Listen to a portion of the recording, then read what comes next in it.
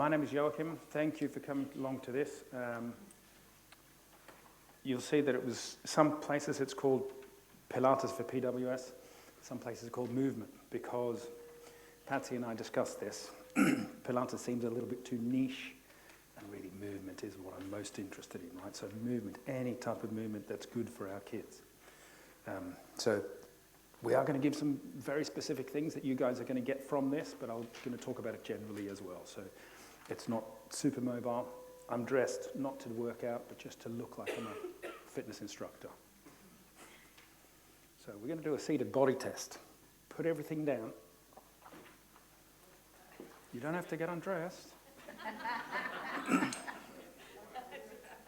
And just sitting with your feet flat, sitting tall and upright, just scan your body from top to toe and recognize, how do you feel right now?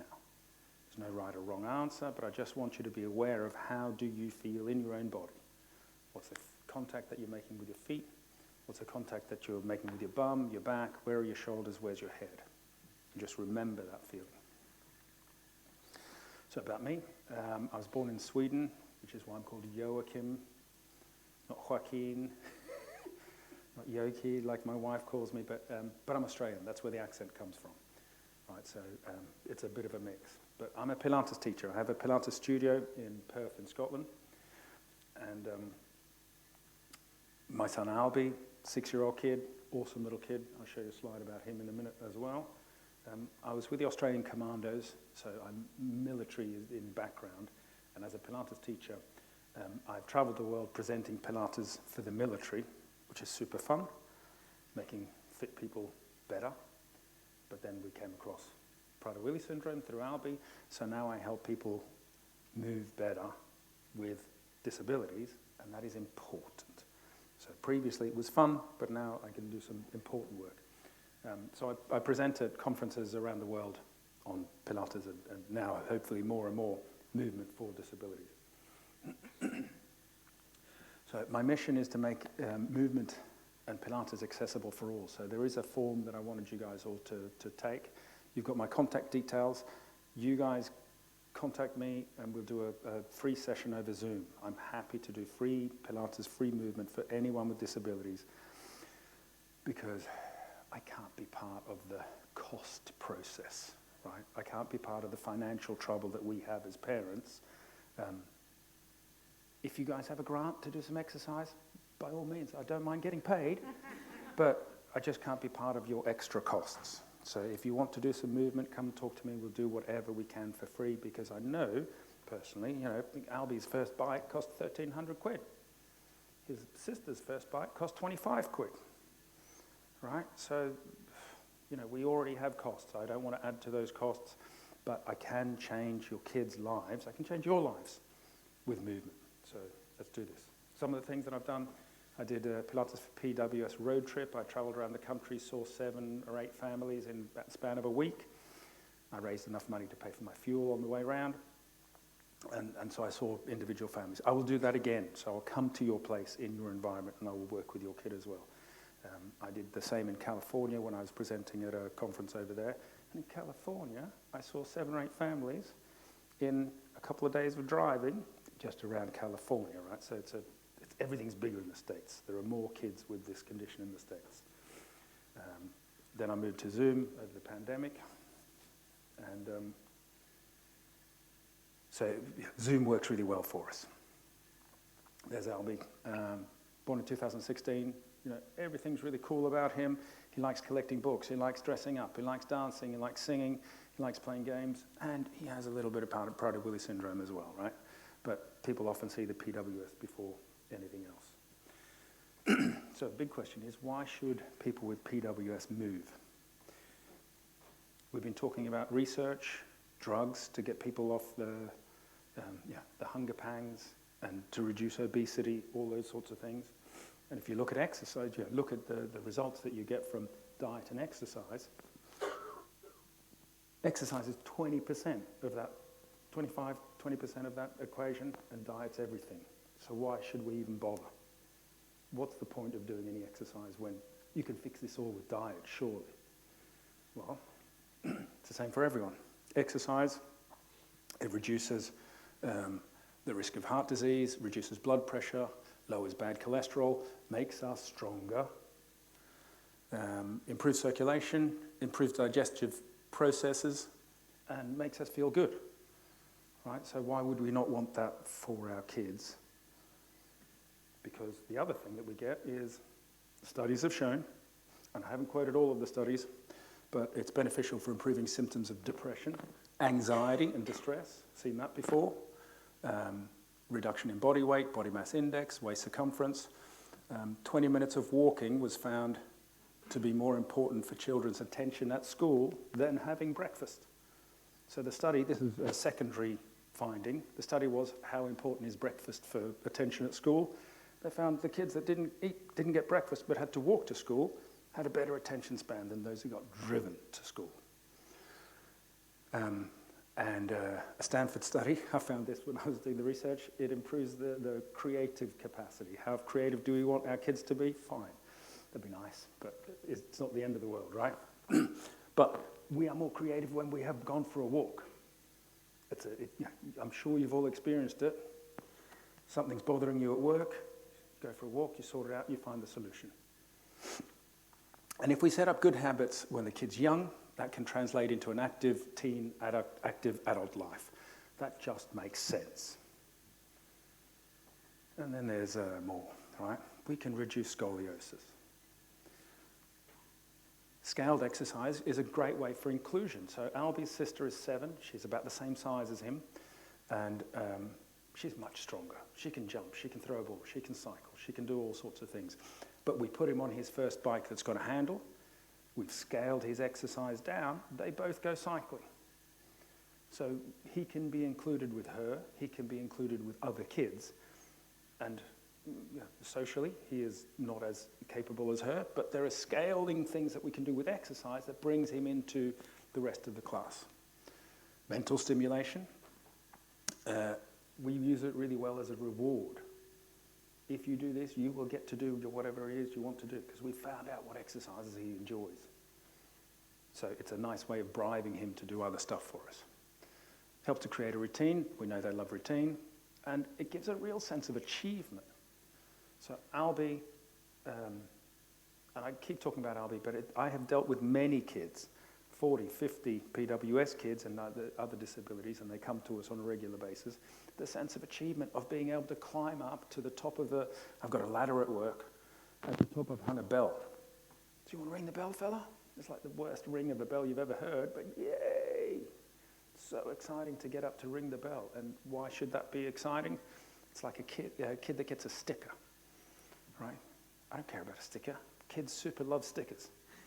Ringing the bell at the top of the ladder is awesome. So it's a great sense of achievement. And also it gives a sense of autonomy, right? So we can, when we go for a walk, we can say to Albie, go over there and come back, go and do that thing. So it gives him control over his own situation. Boy's got scoliosis, right? So I'm a failure because exercise reduces scoliosis, but look at the state of him, right? Now you can tell by his posture, there's going to be some issues with the way that he holds himself because he's got no core. And look at the way he sleeps half the time. So, of course he's going to get scoliosis. Am I going to give in to that? No, I'm not. I don't have a control group to see whether he would be more scoliotic without the exercise that we've done.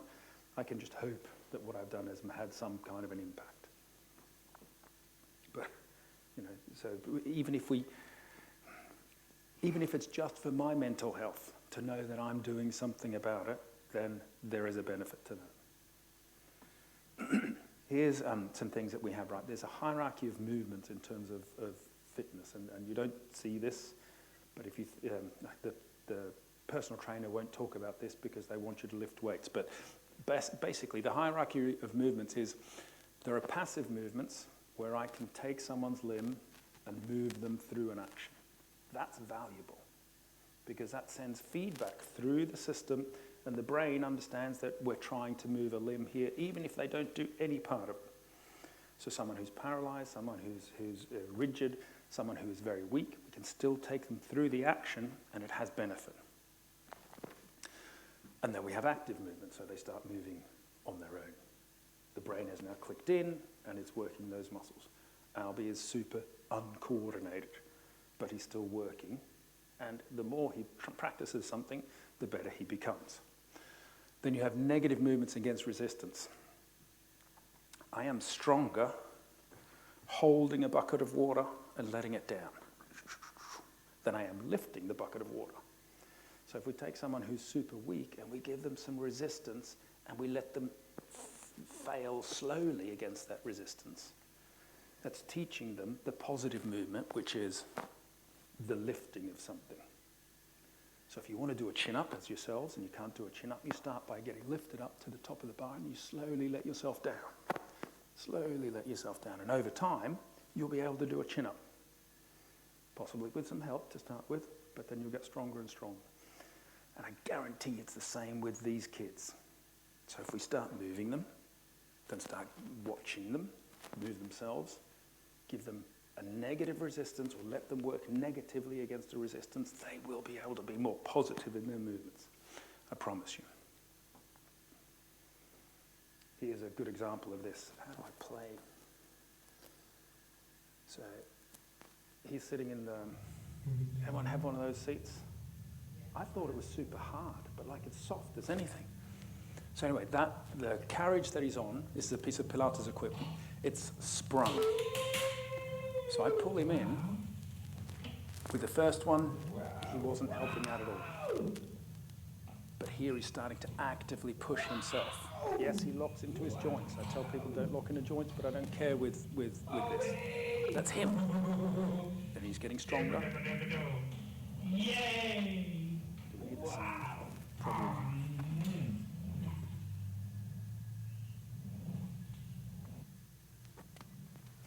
So normally I care about tracking of knees, but with him I'm not interested in tracking of knees. It doesn't matter to me.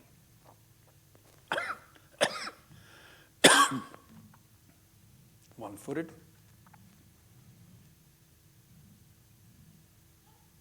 It's not a very long film, but you see the different stages. But he wants to cheat. Everybody wants to cheat. We all want to cheat, right? We achieve more with less. That's what modern society is all about. We're trying to achieve more with less. With exercise, you need to do less with more energy. You really should be inefficient. The fact that we're sitting here right now is comfy. You'd be better off standing. You'd be better off sitting here.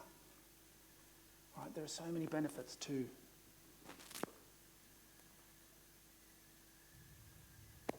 next one. Here we go. Bigger boy. Stronger. And we can attach springs to this. Don't need that. Push away. Right, stupid noises that make kids move better.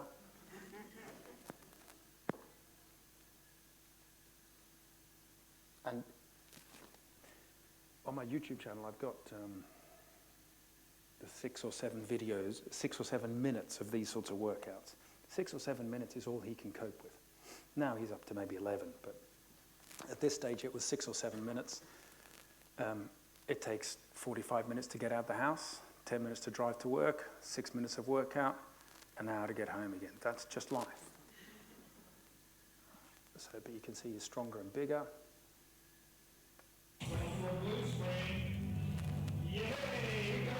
So we've increased the spring loading. I'm excited about that as a Pilates teacher. You guys don't care. It doesn't matter. But so we've increased the resistance. So we started with passive movements. Then we started with active movements and kind of negative movements. And now he's doing positive movements.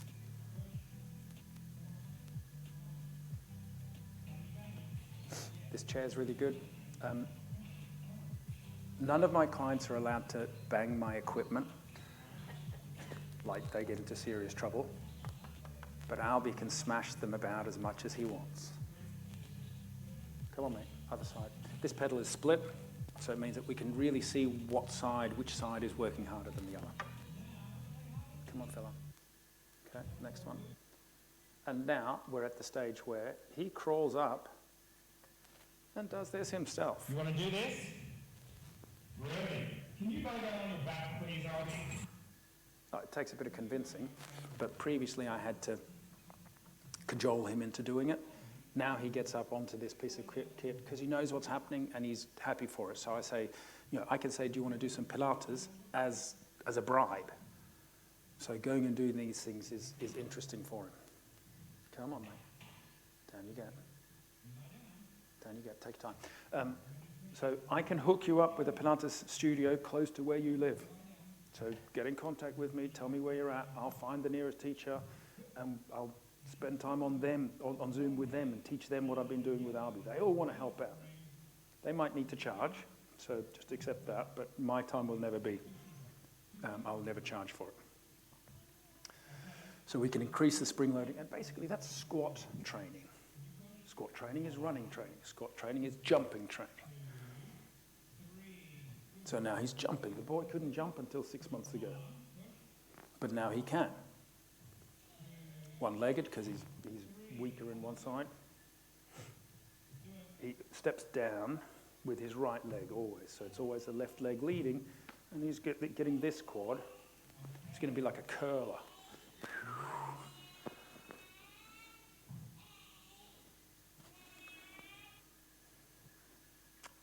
Types of resistance then. So resistance that we're working against. We've got gravity. Gravity is brutal. Brutal on these kids in particular.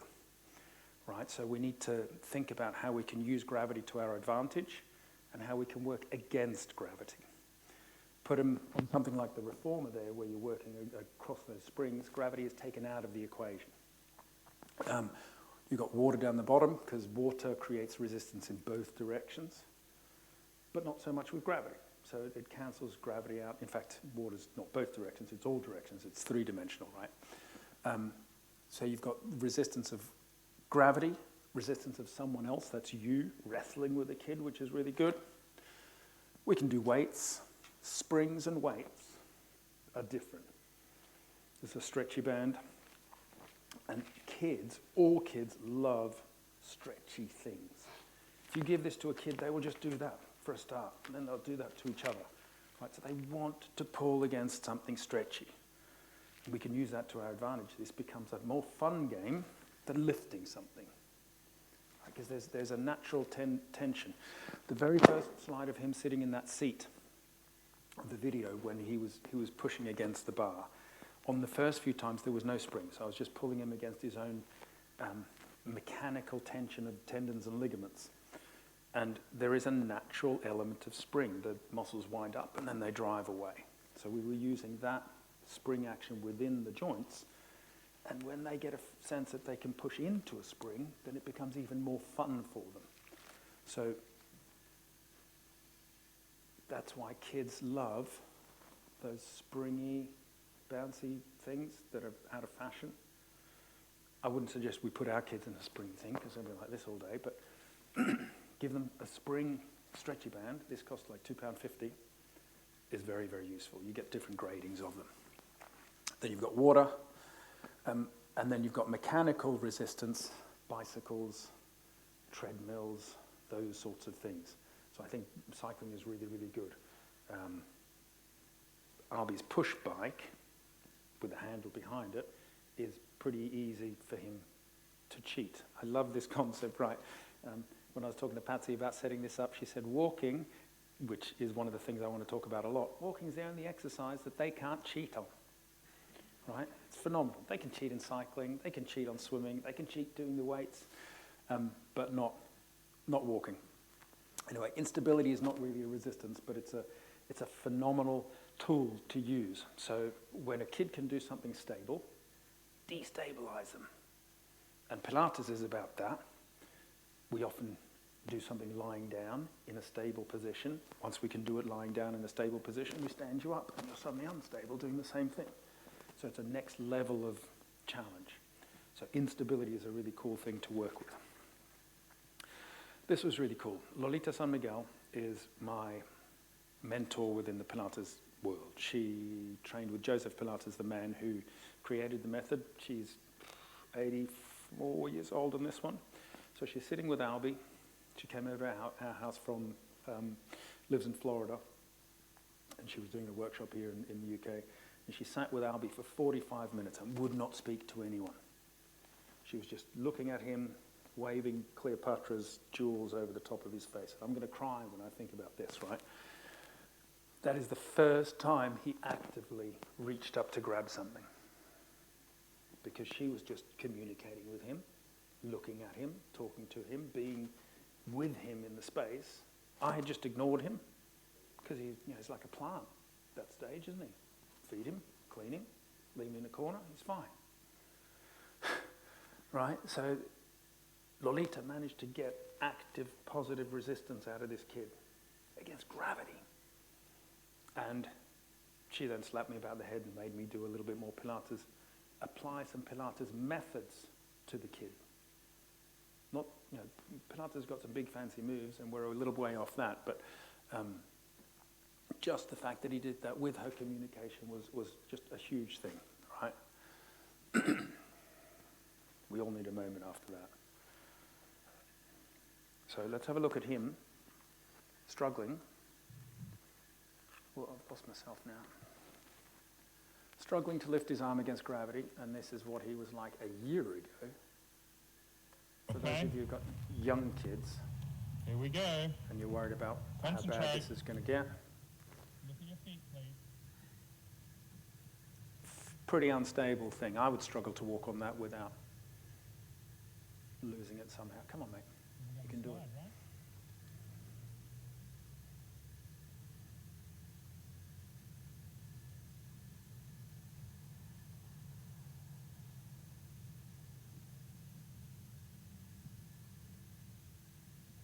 How cute are kids with half their teeth missing?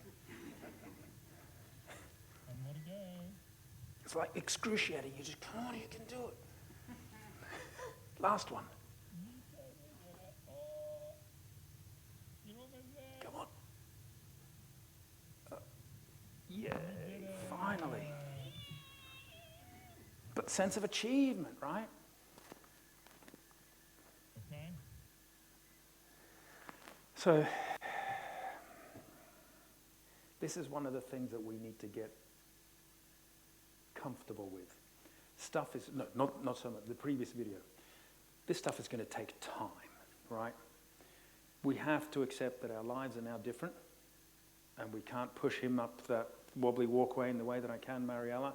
I have to be there for a minute waiting for him to walk through it. That's just life these days. Driving down here, I came down from Scotland, 6-hour drive. I looked at sort of halfway through. Penrith is about halfway. We found a soft play, so we stopped, played at soft play, got back in the car, carried on. So Mariella could have made it all the way through with a lunch stop or whatever, but Albie needed to do some exercise, and at the moment his best exercise is climbing and crawling. So we found a soft play. I was always going to travel for the day yesterday anyway, so it didn't matter whether it took another 2 hours or not. I'd already sectioned off a day's travel, but I made it a longer journey. Yes, it cost me a little bit more money, but it just meant that he got here with a little bit more energy out of his system, a little bit of stimulation, so those sorts of things. Getting him to walk up these stairs would not be easy, but we have to do it. We just can't let him be lifted all of the time. Although, today I fed him lunch because I just didn't want him to wear it, and I needed to get back up here, so I fed him rather than letting him have a go. So you've got to weigh it up. Does anyone here have babies? Okay. So, the floppy baby, we all recognize this kid, right? Can still hear your voice. There's no muscular action in the hearing. So they hear the sounds perfectly well. So if you speak nicely, positively, happily to this kid, they'll get that input. Whereas if we're crying all the flaming time, as we were early on, and we're upset about the whole thing, then, and also when I was feeding, I would do the middle of the night tube feeds. I would do it in silence because I'm just fuming with the world, right? Well, what I should have been doing is saying, come on, mate, let's go and have some food. Because that would have been nicer to him. I missed that step because I was in a different place. But I'm just saying that we can, they can hear, they can feel. Oh, my goodness. They can feel the touch, right? So we still need to just do these things. And it's even at another stage, we'll talk about the hierarchies of movements. The sense of touch comes even before that, so that we can activate a movement by the feedback of feeling the movement. I don't know if you've ever seen them groom a horse at like the race course. They groom and then they slap, and they groom and slap, groom and slap. Well, what's that for? It's for waking up the muscles. That's for smartening them and making the muscles work. So that slap, a horse can deal with your little hand. It's not going to hurt. I wouldn't suggest slapping your child. But activating the muscles of a baby by just getting nervous feedback, some kind of feedback to those muscles is really, really useful. And I still do that with Albie now. I should have done it more when he was a baby. But I do it when I say, oh, I want this muscle. Come on, mate. Come on, let's do it. So those sorts of things are valuable. And of course, a baby can read an atmosphere. So, the nicer situation we put around the kid, the better it's going to be. They are pretty resilient. Albie's still a happy kid, despite the bad start that we gave him. Now, in terms of support, right? So this floppy baby feels this touch as well. So they feel this touch, but they also feel this touch. So if I lay him on my chest when I'm doing exercises, or I lay him on my leg, or I have him now sitting on my shoulders, that feedback that I get off him, I can readjust and I can feel exercise. Again, go back to my YouTube channel. There's a video of us lying for like 2 minutes with him on my chest, and we were just doing push-up type training. So he's lying down and pushing up, and lying down and pushing up. When he was on my chest, I could feel that he was winding up, getting ready to go. Oh, couldn't do it. Then winding up, getting ready to go. And, this time he can do it, so I can help him up. So that sensory feedback of my body helps him as well, and helps me help him. But clearly we can use our hands to support a kid in all sorts of sizes. Thighs are really good. So in sitting practice, I would often have him just sitting on my thighs, putting feet down onto the mat, and letting that resistance of gravity just give him feedback, so that after a while he was able to stand up and sit back down.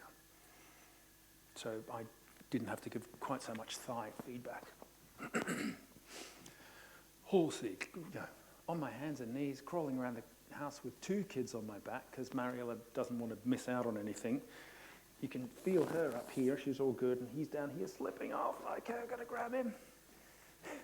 But it's all good. Feedback and just the interaction is well worth it. This is something I would love to study. I spoke to the doc about how do we get movement studies in place. Nobody wants to pay money for a physiotherapist or for a Pilates teacher to have a few more clients, so it's never going to be a well-supported project. But I am sure that because eye movement or eye capacity is a muscular action, if we train the eye muscles early, that it should have an impact on these kids' sight and shape and movement capacity later on. This happens in all walks of life: martial arts, horse riding, fitness. Where the eyes go, the head goes. Where the head goes, the body follows. Right? So if you ride a horse and you're looking down, you're going to fall down the hole. If you ride a horse and you're looking to where you're going, the horse will follow. It reads your body movements from where your eyes are. So with the baby on a changing mat, if we go this way and that way, over the top of the baby, it will track you with its eyes. I guarantee if we track and get the eye muscles to work early on, it's going to be a stimulus for eye capacity. If we get them to focus on something and move it away, that's a muscular action to focus in and focus out.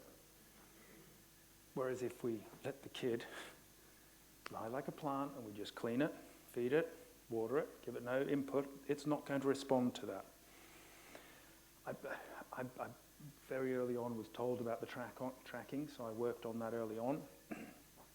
Albie's eyes are good. Now, it could be just coincidental, but I'm sure that we can have an impact at any age. I did speak to my optician to say, I'm 52 and I need reading glasses. And I said, surely I can exercise my way out of that. She said, there's no chance you can exercise your way out of reading glasses. So there is a limit, okay? I have to accept that there's a limit. But by turning the eyes, what I did see is that was a precursor to him starting to turn his head. Right? So the eyes are connected with how the neck moves. That is connected to how the torso moves.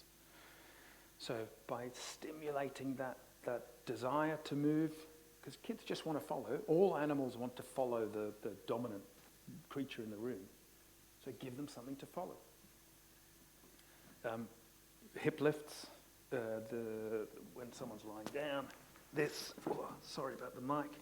Hip lift is one of the most important movements in Pilates exercise and in the gym. It's very fashionable to have a big bahookie these days. It comes from the hip lift. And if we get them to hip lift whilst doing nappy changes, strengthens the back of the body, strengthens the spine. If we have good, healthy buttocks, we have a chance of having a healthy pelvis. We have a chance of having a healthy spine that comes out of that. So we want to work the back of the body as much as we can. So I did this flat to start with, gravity pushing down. And then you start inclining this person. We have a piece of kit in Pilates Studio which just raises you up ever so slightly. So you start working on a different angle against gravity, and over time, they can then do it tall and upright against gravity. So head turns on a low slope, head turns on a steep slope, sitting, you can get a couple of cushions, sitting up against the cushions, and then sitting on the top of a wobbly bit of a cushion. So the well is deep and the lip is on something unstable. Tummy time is so important, right? And it's still important for a kid of any age, spending time on their fronts, because when the baby's in the womb, it's flexed over.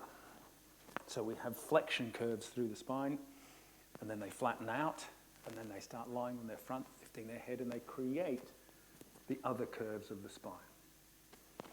You guys are all sitting flexed at the moment. I'm standing flexed as well. We spend all of our time being flexed, and we are not supposed to be flexed this much.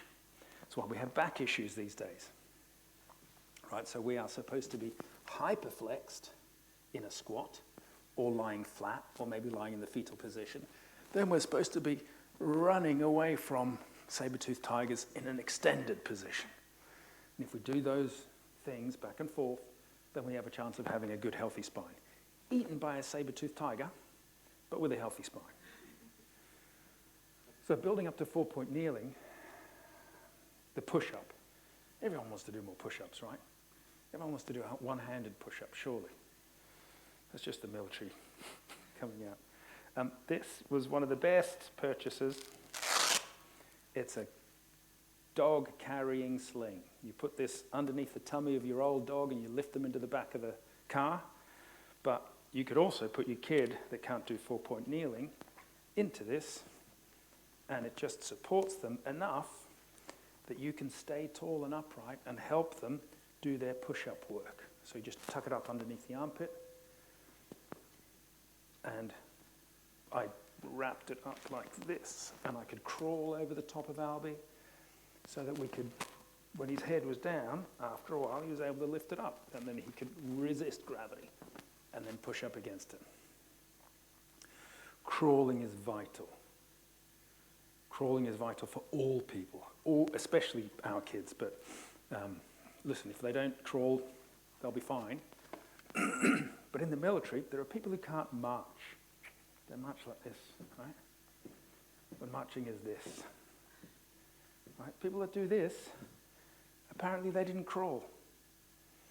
Because in crawling, you learn this action.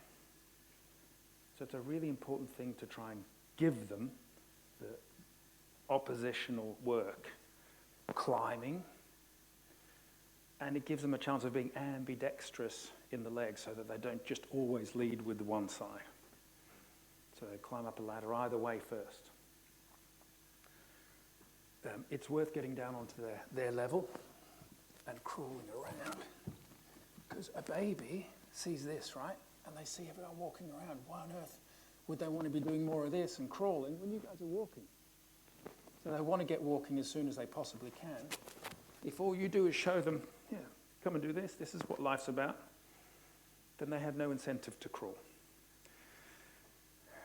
So one of the things is just get crawling around, get lying down, and even leopard crawling on the floor where the chest is being dragged is beneficial for the crawling action later on.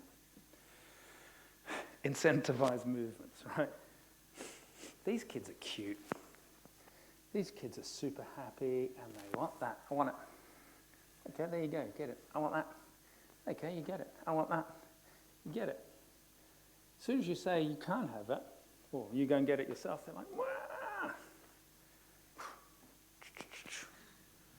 Right? So on my road trip around the UK, one of the kids got a really happy phone call because he crawled the next day or the next couple of days after. And I think, more than anything, it was the fact that I just told them, incentivize the crawl. So I did show them some exercise. I showed them the dog sling and all that sort of stuff. But it was the fact that the kid could have done it, but he just didn't have to. So just put something slightly out of reach, and they have to go that little bit more. And incentivize movements. Right? Sometimes the exercise that I give to Albie is not a reward, but the thing he wants is the reward if he does some exercise. So it's in his best interest to do the work. But these kids are pretty cute, which is it is a problem.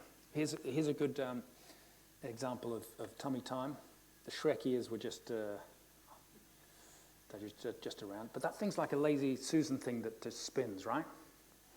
So he could be flexed at the hip, which is really important at that time, and he could take a little bit of weight. You can see the head's heavy. He had those leg straps on to stop them from splaying out too much as well. But we would put him in there for a couple of minutes, let him hang out, maybe spin something off to the side so that he'd have to crawl around to get it. And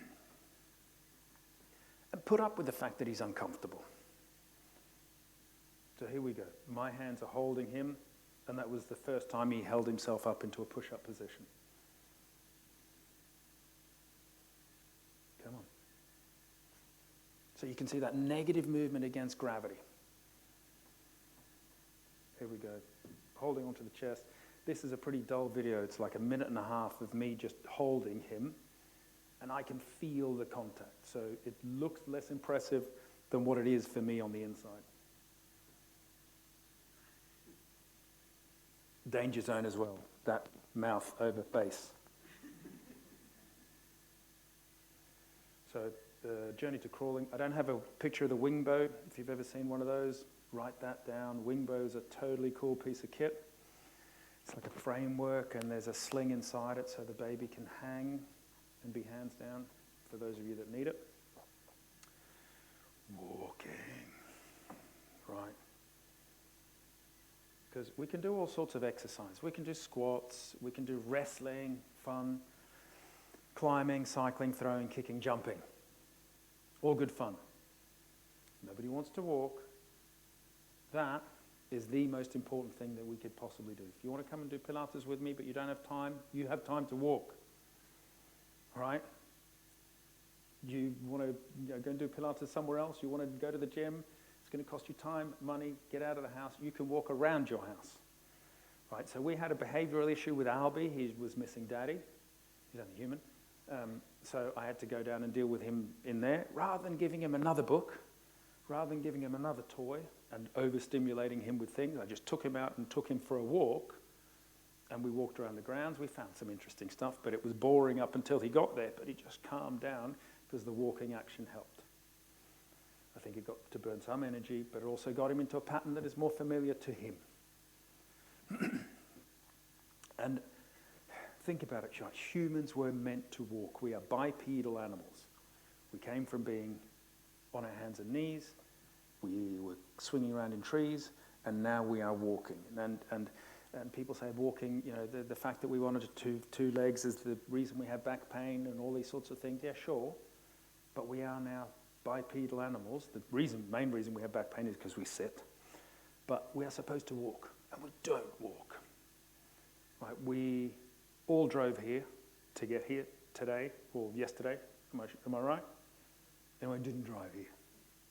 Someone might have caught a plane, train, bus. They're all sitting. Then you step down and walked from there to here. But if we'd have walked 20 minutes to get from one place to another, it would have made a huge difference, right? So we are supposed to walk. The walking action stretches, when done correctly, the hip flexors. When we are sitting, the hip flexors are getting shortened. The hip flexors start at the base of the spine. They attach to the spine, and short hip flexors are part of our back pain issue. And we are supposed to walk. And it cost versus time versus result, right? The results that we get from walking, the action that we are designed to do. We walked out of Africa, right? We carried our kids on our shoulders, on our backs, and we walked out of Africa to get to Europe. Okay, I know none of us were originally from Scotland, because we're not supposed to be living in Scotland, by the way. We are supposed to be where it's warm, where there are nuts on the trees, we can be barefoot and just hanging out. Not rugging ourselves up in Scotland, but we're here, right? So we are, as an animal, evolved to walk, but it's just the cost and the effort. The time it would take for you to come to my studio for that 6-minute workout is not worth the result. Whereas you stopping halfway on a drive and going for a walk around, they have at every service station, there's going to be a trail for walking your dog. If you go and walk your kid along that trail, if they didn't do their nappy before then, they'll probably do the nappy out, like during the walk, right? Because the walk also facilitates the digestive system. There are just so many benefits to walking. So out of everything, what I wanted people to take away from here is walking. And it goes for you guys as well. If you walked more, you would feel better as humans. I guarantee it. Then you've got the cool exercises. I can help you with those. So here's hippotherapy, right? Is on the right is hippotherapy, sitting on a horse.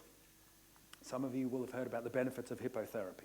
And I totally love hippotherapy. Being with a horse is a magical thing. Horses are really intuitive with kids that have special needs, and they're really calming, they're really valuable resources to have. And the action, that kid, he's going to get some scoliosis if he stays like that all his life, but it's probably because he's being thrown side to side on the horse. So it's teaching him the rhythm of the movement. The core has to work in concert with that, and it's really handy. But if you look on the left, there's me and Arby walking across the field. He's learning my rhythm, human, bipedal rhythm, rather than quadrupedal quadrupedal rhythm. So that's really cool. I absolutely think you should go to hippotherapy, but it's going to cost you £15 a session. It's going to cost 60. Well, for a one-to-one, yeah, £60 a session, right? For 30 minutes. How long did it take you to get there? About 40 minutes. 40 minutes. Because of the traffic. So we'll say your time is say it's worth the minimum wage. Right? Your time is not worth the minimum wage, but just say it is. Plus £60, 40 minutes there, 40 minutes back. It took 20 minutes to get out of the house. That's close to £100 for a half-hour session of a horse interaction. Now, horses were domesticated 15,000 years ago. Okay, it's a long time. We walked out of Africa 100,000 years ago, 80,000 years ago. So we have walked many, many more times than we have been on horses. Right, so they are awesome. I love hippotherapy. If you have access to it, get a grant for it, get some subsidy. What's the difference between that and just normal horse riding? So They have a trained person, probably 6 of them, holding the kid in place, and they're trained in special needs, and they've got little protocols, and they make things more specific. But horse riding on its own, like we now have access to a friend who has a horse. We're going to go there on a Sunday morning. Brilliant. Oh, absolutely, absolutely. Because, listen, the UK is really good. They want everything to be safe and by the book, and you know, you have to have done special training. But if you have a friend who has a horse, or you have a horse yourself, plonk the kid on the horse, for sure. But just watch that they're not sitting like this the whole time. Make sure that the horse is a relatively square horse, so that you know, because you're going to transfer issues in, and the horse is going to transfer issues up. Yeah, 5 minutes. Are you kidding me? Right. So just put the kid on dad's shoulders and walk around. The kid will learn how to walk. Power plate. I love the power plate. It's a vibrating plate, right? You can do anything and everything on the power plate, and it stimulates the muscles. Problem is, it's 250 quid to buy a worthwhile power plate. Seated body test, gang. How do you feel now? Just plant your feet. Close your eyes. How do you feel now compared to when we started? Do you feel better? You feel sore? Oh, there's fidgeting going on. You've sat for 55 minutes now. You feel worse. So let's look at the main types of spinal movements. From where you are, plant yourself a little bit, come away from the back of the seat. And I want you to apply these methods and things to your kids, whether it's resisted, you wrestling with them, or telling them how to do it. Just hold on here and do some flexions. Bend forwards, sit tall and upright. Flexions. Bend forwards and sit up. As you're doing it, pull belly button towards the spine. Don't hit yourself on the front of the chair, back of the chair behind. Okay? Extensions. You can hold here, or you can hold here, or here. Lift the chest up to the ceiling, and that's extending the spine. Let's take that even further. Let's stand up. Push the hips forward, squeeze the buttocks, and stretch here, and sit down again. And stand up. Come on, gang.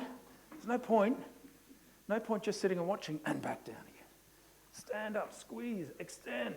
Take the arms up and over, and sit back down again. This is a Christian center, am I right? Hallelujah, up towards the ceiling. Come on. All the way up. And back down again. All right, lateral flexions. Side bending. So hold on here, bend sideways, and the other way. Now, while you're doing these, make sure that one foot is not coming off. And the dog's standing up. Keep your pelvis still. Don't send the hips in the other direction. Keep perfectly still. So it's a spinal flexion in both directions. You can write later on. Do your lateral flexions. Okay, side bending. Making sure you go evenly in both directions. Rotation. Change your hands. Hold on the other way. And look over your back shoulder. And back the other way. Keep doing these rotations. So if you look behind you in one direction and then look behind you in the other direction, like I said before, where the eyes go, the head goes. Where the head goes, the body follows. Look around. Look around. And now you can start looking around and moving your hips and feet as well. Rotate even more. I can improve your golf swing doing Pilates, by the way. And relax there. Last one is limb dissociation. It's not really a spinal movement, but it's moving the limbs. So sit yourself back into your seat, press yourself into the seat, and bring the arms up and down. Try and bring the arms and legs up in opposite. Right, you can't march, clearly. Pick the pace up. Faster, faster, faster, faster, faster, faster, faster. Clap the hands together. Close your eyes. Plant your feet. Scan your body and see how do you feel now. Better? We've done like 2 minutes worth of movement. How is it even possible? 5 minutes, that's more than I need, but that's perfect. Is there anyone who feels worse having done that? Okay, so like it's proof that movement is beneficial. And imagine if we did, rather than 1.5 minutes of concerted movement, we did 10 minutes, 11 minutes, twice a day for 6 weeks. Imagine the change that we could make, right? Compared to what you've just done now. So like, if it works for you, it's gonna work for them. I guarantee it. Not in the same way. They're not gonna be as pretty as you, but Albie is a better moving kid, I am sure, because of the work that we have done with him. Now, he's trained in, my 20 years of Pilates training has brought me to the place where I am now, but I'll give you anything that I can of that. Right, contact me and call me up and email me, and we'll do it by Zoom. You can take a video, just send me a video and I'll say you can do these exercises or whatever. Spend some time with me, find a fitness professional, or just go and play with the kids. But it's going to take time. It's going to take you away from other things. That's the world that we live in. We are committed to these kids now, but I guarantee this is an investment well worth making. So, any questions?